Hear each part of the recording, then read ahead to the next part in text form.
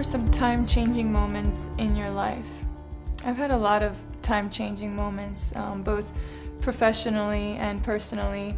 I think the biggest change in my life came when I moved to the United States as a 7-year-old girl, and I moved for my sport and to become better at my sport because the conditions back in Russia weren't as good. And then winning my first junior tournament was a very big deal for me, and I think it really gave me that confidence inside of myself that I was going to achieve something big and that I just did on a very small level, and that gave me hope for the future.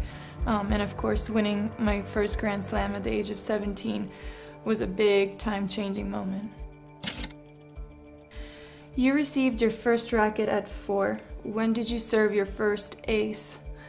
I don't know when I exactly served my first ace, but I remember always practicing with my father, and when I would hit a good serve in practice, even nobody was on the other side of the net, he would tell me, "That's an ace." And I always asked him, "How is that an ace?" But there's nobody there to return it, so every serve I hit is an ace. He's like, "I know that one was an ace."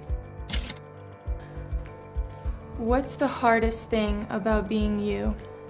I'd say I'm quite a stubborn individual, and in a way it's gotten me so much success, and I have that feeling of never giving up and always wanting more and wanting to get more out of myself. But when you're stubborn, you're also, I think, come across a few roadblocks in your life, because sometimes you need to let go, and when you're stubborn, it's not so easy to just let everything go. What's the funniest or most embarrassing thing that has happened to you in public? I think the most embarrassing is probably I was playing a match at Wimbledon and a naked man ran on the court. That's pretty embarrassing, I think, not just for me, but for a lot of people. But I'm glad the security caught him very, very fast. How does it feel to look back? Looking back at your achievements is incredibly motivating.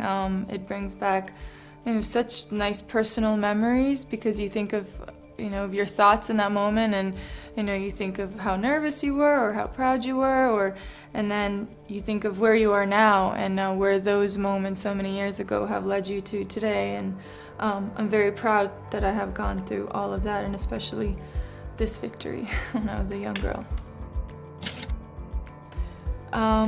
Are you where you are today because you followed the rules?